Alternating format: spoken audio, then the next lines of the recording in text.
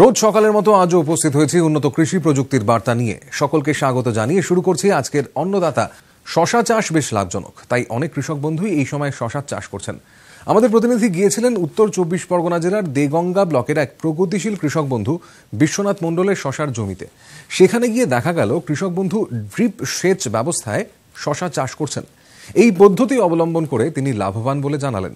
তিনি শশা চাষে জানালেন তার এই অভিনব পদ্ধতির কথা। শশার চাষটা আমাদের এখানে 12 মাসই হয়, শীত বর্ষা তাত মানে 3 বারই চাষ হয়।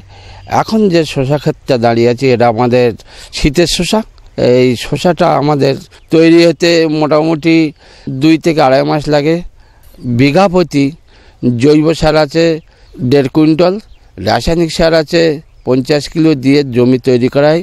জমিটা 2বার ট্র্যাক্টর আর 4বার মানে 4 ঘাত চাষ দেওয়া হয় নাঙলে, নিয়ে মাটিটা ঝুরঝুরে করে এই চাষটা তৈরি করা হয়। চষা খোঁড়ার শেষ হওয়ার পরে আমরা ভাঁটি টেনে নেই। ভাঁটি টেনে নেওয়ার পরে বাঁকড়া সিটের দানাটা বসাই। এই বাঁকড়া সিটের শসাটার দানাটা এনে একটু রোদ্রে দিয়ে দানাটা গরম করে বা শুকিয়ে নিয়ে ঠান্ডা হওয়ার পরে জলে ভিজিয়ে 2 দিনের মাথায় দানাটা কলিয়ে বসানো হয়। 2 হাত বাই 2 হাত ভাঁটি টানার পরে ওতে 2 কানাই বসানো হয়, ও 1.5 হাত করে বসানো হয়। একটু ঘন বসাইতে হয়। শীতের শসাটা কলানে দানা হলে 4টে থেকে 5টা দেয়, আর কলানে যদি না কলায় 6টা 7টা করে দিয়ে দেয়। পরে পরে অল্প জল দিয়ে 4 দিন কি অনেক ঠান্ডাকালীন 5 দিনও লাগে চারা উঠতে। চারাটা ওঠার পরে আমরা একটা নিরন কারণ করে দেই। তারপর নিরন কারণ করার পরে এইবার আবার ছাঁচা দেওয়ার পরে আবার কুপিয়ে এবার জৈব রাসায়নিক দিয়ে আমরা গোড়া বেঁধে দিয়ে কাঠাপ্রতি 1 কিলো করে সার দেওয়া হয়। দেওয়ার পরে গাছটা একটু টেনে লম্বা হয়ে যায়। লম্বা হওয়ার পরে দেখা যাচ্ছে গাছটা রেডি হয়ে গেছে। খোঁড়ার পরে ওই সারগুলো দিয়ে গোড়া বেঁধে দেওয়ার পরে আর একটা আবার নিরুনে গাছ এঁটে গেলে আর নিরুনে লাগে না, একদম পুরো ঘাসও আর হয় না। আর এই শসাটা আমরা শীতকালীনে আমরা মাটিতেই করি, বর্ষাকালীনে আমরা মাচাটাই করি। সেই গাছ হওয়ার পরে আমাদের অনেক গাছের শীতকালীনে অনেক সমস্যা আসে। যে সমস্যাটা দেখা যায় 2-4টা লেদা পোকা আসে। লেদা পোকার ওই কৃষি দপ্তরে গিয়ে বা আমাদের পাশের গোড়ায় কোনো সারের দোকানে গিয়ে এইগুলো আমরা আলোচনা করে ওরা যে ওষুধটা দিয়ে দেয় সেই ওষুধগুলো আমরা ব্যবহার করি। তাতে দেখা যাচ্ছে 2 দিনের মধ্যে পোকাগুলো গেল। আরও সমস্যা আসে যে আমাদের মাকড় একটা আসে।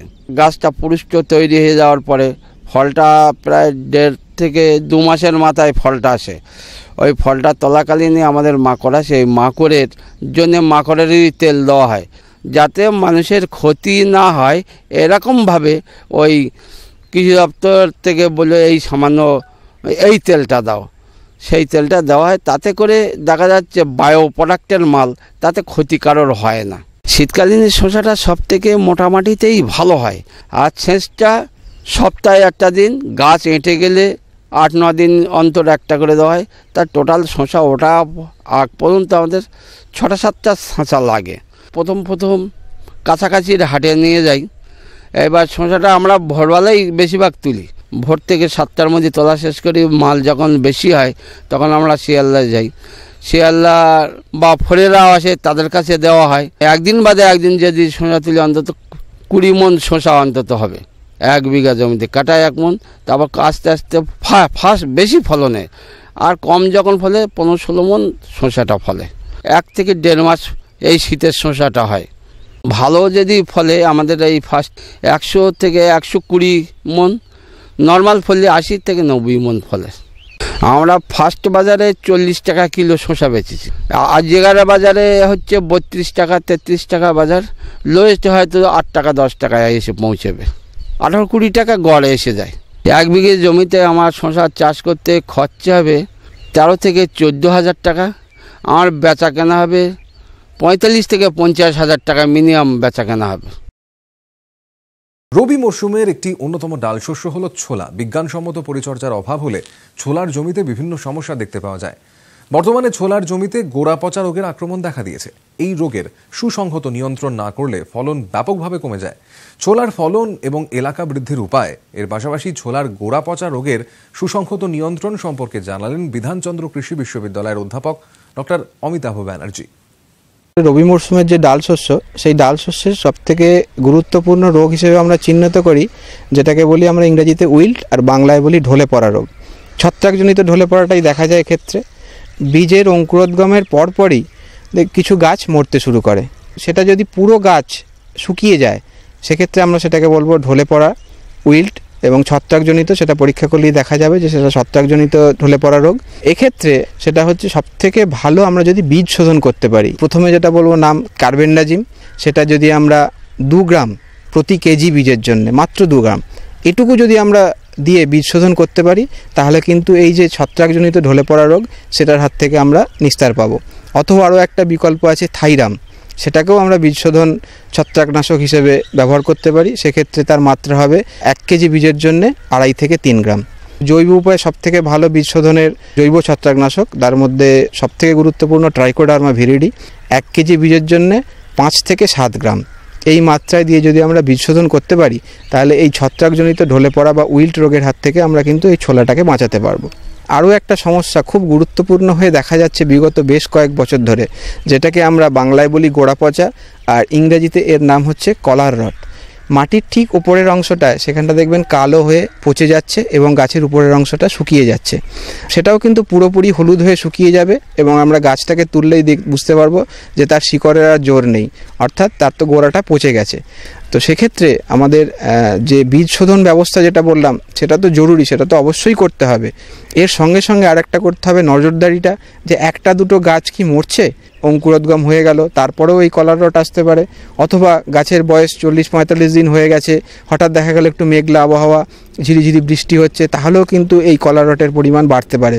সেক্ষেত্রে আমাদের এই আবহাওয়ার সঙ্গে আমাদেরকে বুঝে নিয়ে চলতে হবে যে কখন কি হচ্ছে, সেই অনুযায়ী আমাদের ব্যবস্থা নিতে হবে।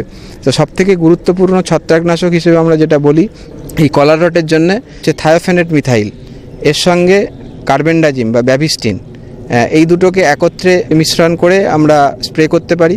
সেক্ষেত্রে কার্বেন্ডাজিমের 1 গ্রাম প্রতি লিটার আর ওই রোকোর 2 গ্রাম প্রতি লিটার আমরা স্প্রে করতে পারি। অথবা যেটা আরও একটা আছে আমাদের কাছে বিকল্প, সেটা হচ্ছে ওই কার্বেন্ডাজিম যেটা লিটার প্রতি 1 গ্রাম, তার সঙ্গে যেটা ক্লোরোথ্যালোনিল, এটা যদি লিটার প্রতি 2 গ্রাম এই মাত্রায় আমরা ব্যবহার করতে পারি তাহলে এই উপদ্রব সেটা তো থাকবেই, কিন্তু আস্তে আস্তে পরের গাছগুলোতে আর এটা ছড়াবে না। আর 15 দিন পর্যন্ত আমরা লক্ষ্য রাখবো। তখন দেখা যায় যদি আরও একবার হয়তো আসছে এই রোগের উপদ্রব হচ্ছে, তখন আমরা আরও একবার এইটা স্প্রে করতে পারি ওই একই জিনিস দিয়ে, তাতে কোনো অসুবিধা নেই। এবং ভবিষ্যতে যে গাছগুলো থাকবে, ফসলটা থাকবে, সেখান থেকে কিন্তু আমরা ভালো ফল পাবো। বিভিন্ন জাতের বীজ তো বাজারে পাওয়া যায়। কেন্দ্রীয় সংস্থা থেকে যেটা সুপারিশ করা হয়েছে সেটা হচ্ছে JG74, এই নামে একটা জাত আছে। সেই জাতটা যদি আপনাদের কাছে সম্ভব হয় এটা জোগাড় করবেন। এবং এইটাতে দেখা যাচ্ছে যে উইল্ট যেটা বলছিলাম ঢলে পড়া রোগ, সেটার কিন্তু মাত্রা অনেকটাই কম।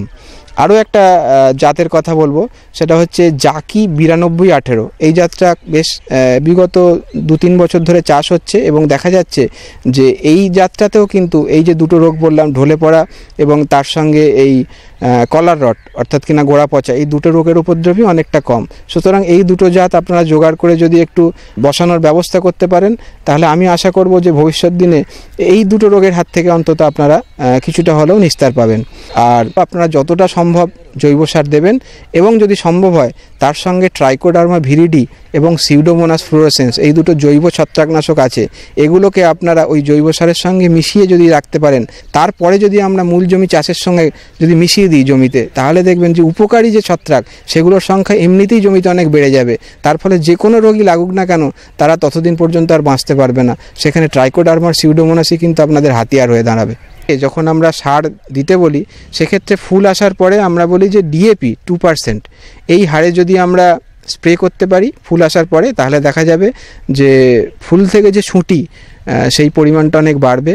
সুঁটির মধ্যে যে বীজ সেটা বেশি পরিপক্ক হবে এবং সেখান থেকে আমরা বেশি ফলন পাবো। এই একটা DAP 2%, এটা কিন্তু আমরা সমস্ত ডাল শস্যের ক্ষেত্রে সুপারিশ করি এবং ছোলাও তার ব্যতিক্রম নয়।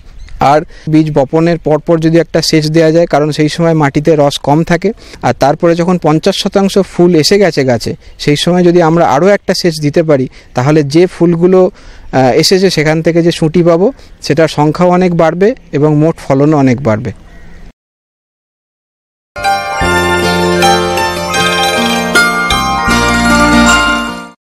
এবার দেখুন জন ডিয়ার অন্নদাতা হেল্পলাইন। চিঠিপত্র, টেলিফোন এবং ইমেলের মাধ্যমে দর্শকরা আমাদের কাছে যে প্রশ্ন করে থাকেন তার উত্তর নিয়েই সাজানো হলো জন ডিয়ার অন্নদাতা হেল্পলাইন। মুর্শিদাবাদ জেলার রানীনগর থেকে অন্নদাতা দপ্তরে ফোন করেছেন তাপস দাস। তার একটি আমের বাগান আছে। তার বাগানের আম গাছে এখন ছোট ছোট আমের গুটি ধরেছে, আবার একটি গাছে মুকুল তথা পুষ্পমঞ্জরিগুলি গুচ্ছাকারে হয়ে গেছে। তা থেকে কোনো গুটি হচ্ছে না বলে জানিয়েছেন। এর প্রতিকার ব্যবস্থা সম্পর্কে তিনি জানতে চেয়েছেন। আপনার কথা শুনে আমাদের মনে হয়েছে আপনার বাগানে আম গাছে অঙ্গ বিকৃতি তথা ম্যালফরমেশন রোগটির আক্রমণ ঘটেছে। আপনাকে এই রোগটির লক্ষণ ও প্রতিকার ব্যবস্থা সম্পর্কে অন্নদাতার বিশেষজ্ঞের পরামর্শ জানাচ্ছি। সাধারণত এই সমস্যাটি একসঙ্গে ছত্রাক ও কৃমি জাতীয় মাকড়ের আক্রমণে হয়, আবার গাছের আভ্যন্তরীণ গোলযোগের ফলে হতে পারে। আক্রান্ত গাছে মুকুল আসার পর উপমঞ্জরিগুলি একসঙ্গে একই জায়গায় গুচ্ছাকারে সজ্জিত থাকতে দেখা যায়। এদের রং সাধারণ পুষ্পমঞ্জরি থেকে বেশি সবুজ হয়। এর প্রতিটি উপমঞ্জরি খুব শক্ত ও ছোট আকারের হয়। এছাড়া পুষ্পমঞ্জরিটির ওজনও খুব ভারী, তাই ভারের জন্য এটি নিচের দিকে ঝুলতে থাকে। পুষ্পমঞ্জরিতে পুরুষ ফুলের সংখ্যা বেশি হয় এবং ফলের সংখ্যা প্রায় হয় না বললেই চলে। এই রোগটি প্রতিকারের জন্য প্রথম থেকে ব্যবস্থা অবলম্বন করতে হবে। আমের বাগান সঠিক সময়ে সঠিকভাবে পরিচর্যা করা দরকার। প্রতি বছর 2 বার জৈব ও অজৈব সার সুষম মাত্রায় প্রয়োগ করতে হবে। একটি 10 বছরের পরিণত গাছে এই পরিমাণ সার প্রয়োগ করা যেতে পারে।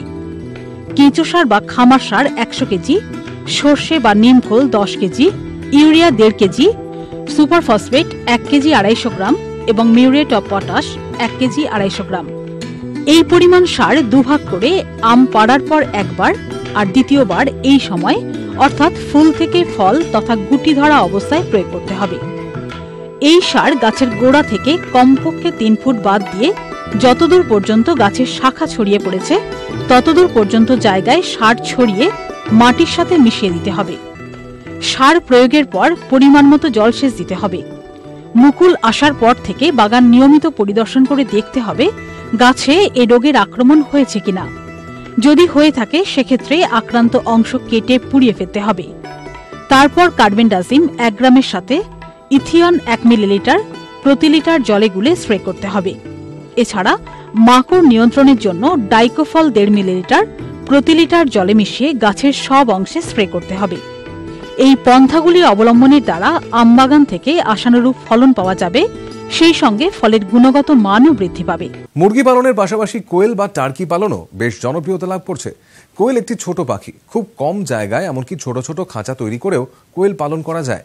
মাংস কম কোলেস্ট্রল থাকে যেহেতু, তার ফলে স্বাস্থ্য সচেতন মানুষের কাছে কোয়েল বেশি জনপ্রিয়তা লাভ করেছে। কোয়েল খামারে সুসংহত পরিচর্যা করার জন্য বিজ্ঞানসম্মতি প্রযুক্তি অবলম্বন করা প্রয়োজন।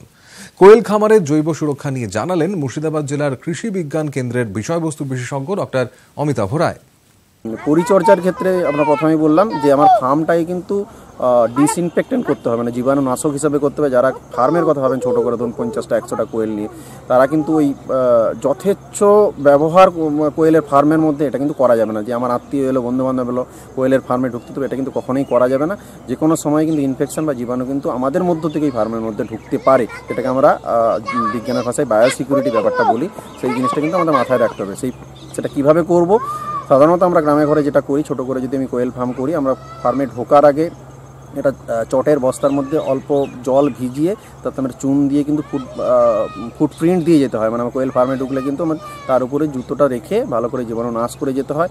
একটু অর্গানাইজ ফার্মে দেখবেন আপনারা কোয়েল ফার্মে ঢোকার আগেই ডান দিকে অথবা বাম দিকে আপনাদের পটাশিয়াম পারম্যাঙ্গানেট 4% সলিউশন করা থেকে সেটাতে হাত চুপিয়ে জীবাণু নাশ করে যেতে হয়। অনেক সময় চুনগলা জল থাকে যেটাতে আমরা জুতোটা ডুবিয়ে দিয়ে যাই। ইভেন বড় বড় অর্গানাইজ ফার্মে দেখবেন আমাদের ড্রেস পর্যন্ত চেঞ্জ করতে হয়, গামবুট পরতে হয়, অ্যাপ্রন পরতে হয়, ইত্যাদি ইত্যাদিভাবে আমাদের মধ্যে কিন্তু ঢুকতে হবে। 3 নম্বর যেটা খুবই দরকারি, যেটা আমার ভেন্টিলেশন বলি।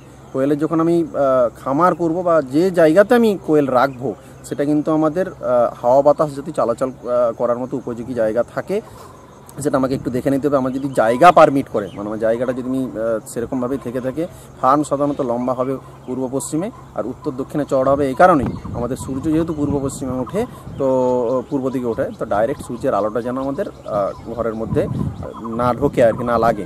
আর 2 নম্বরে যদি উত্তর দক্ষিণে হাওয়া দেয় আমাদের, সে কারণেই যে নেটের ব্যবস্থাগুলো থাকবে বা দরজা জানলা থাকবে, সেগুলো হাওয়া যেন পরিশুদ্ধ অবস্থায় বেরোতে পারে। এই ভেন্টিলেশনের ব্যাপারটা কিন্তু আমাদের মাথায় রাখতে হবে। শীতকালে একটা জিনিস যেটা করতে হবে কোয়েলের ফার্মে, তো সেটা হচ্ছে আমাদের পর্দার ব্যবস্থা করতে হবে, যাতে ঠান্ডা ওয়েদার বা ঠান্ডা হাওয়া যেন ফার্মের মধ্যে না প্রবেশ করতে পারে। সেই কারণে আমাদের বাড়িতে যেভাবে আমরা পর্দা টাঙাই উপর থেকে ঝুলিয়ে দিই, কিন্তু আমাদের ফার্মের যে পর্দাটা করতে হবে সেটা জাস্ট উল্টো, নিচের দিকটা আমাদের ফিক্সড করতে হবে আর উপরের দিকটা কিন্তু খোলা থাকবে। যখন ফেলবো আমরা উপর দিকটা দুটো দিক ক্লোজ করে দেবো, উপর নিচ। আর যখন আমরা ফার্মটাকে হাওয়া বাতাস চলাচলের জন্য উপযোগী করে দেবো, যখন আমরা সূর্য উঠে যাবে শীতকালে, তখন যখন আমি ফার্মের হাওয়া বাতাস চলাচলের উপযোগী করে দেবো, পর্দাটা কিন্তু উপর থেকে খুলে দিতে হবে, নিচটা কিন্তু বন্ধ থাকবে। আমাদের উল্টোভাবে ব্যবহার করতে হবে। লিটারের কথা আমরা বলতে চাই, রিপ লিটার ক্ষেত্রে যারা কোয়েল চাষ করবেন, তারা কিন্তু 2-3টে জিনিস নিয়ে আমরা খুব কম খরচে কোয়েল চাষ করতে পারি। সেটা হচ্ছে আমরা ধানের খোসা যেটাকে বলি, সেটা আমরা ব্যবহার করতে পারি লিটার হিসাবে। অনেক সময় কাঠের গুঁড়ো, শুকনো কাঠের গুঁড়ো ব্যবহার করতে পারি কোয়েলের বিছানা হিসাবে। শুধু একটু আমাদের খেয়াল করতে হবে সেই জিনিস, সেটা যেন আমাদের ভেজা বা স্যাঁতসে না থাকে। ভালোভাবে 2 থেকে 3 দিন আবার রোদ্রে ভালো করে শুকিয়ে নিতে হবে। তারপরে জীবাণুনাশক হিসেবে আমরা যদি অল্প চুনের ব্যবস্থা করতে পারি, আর কপার সালফেট যেটা আমরা তুঁতে বলি, সেটা যদি মিশিয়ে আমরা 2-3 দিনের রৌদ্র আমি পাইয়ে দিতে পারি লিটারের মধ্যে, তারপরে যদি আমি ফার্মে সেটা ব্যবহার করি, সেটা খুবই খুবই উপকারী হয়। আর পর্যাপ্ত পরিমাণে খাবার আর জলের কিন্তু দরকার হয়। অ্যাডাল্ট সাইজের কোয়েলের ক্ষেত্রে যদি আমি খাঁচা সিস্টেমে চাষ করি, মানে কেজ সিস্টেমে যদি আমি চাষ করতে পারি, সেই জায়গাতে যেগুলো আমার জায়গার অভাব আছে, সেই জায়গাতে কেজ সিস্টেমটা খুবই উপযোগী। তো সেই ক্ষেত্রে আমরা 6টা কোয়েল পিছু 1 স্কোয়ার ফিট জায়গার জন্য কিন্তু সাফিসিয়েন্ট। আর যদি আমি ডিপ লিটার করে থাকি, মানে আমি ছেড়ে পালন করি, বর্গফুট জায়গাতে 1 স্কোয়ার ফুট জায়গাতে আমি 4টে কোয়েল আমি পালন করতে পারি এরকমভাবে। এই অনুষ্ঠানটি আপনাদের কেমন লাগছে, আপনারা কি কি দেখতে চান জন ডিয়ার অন্নদাতা অনুষ্ঠানে, জানিয়ে চিঠি লিখুন। আমাদের ঠিকানা Annadata, news 18 Bangla, Godrej water side, tower 1, Salt Lake sector 5, Kolkata 91। অনুষ্ঠানটি আজকের মতো এখানেই শেষ করছি। আবার দেখা হবে কাল সকালে। নমস্কার।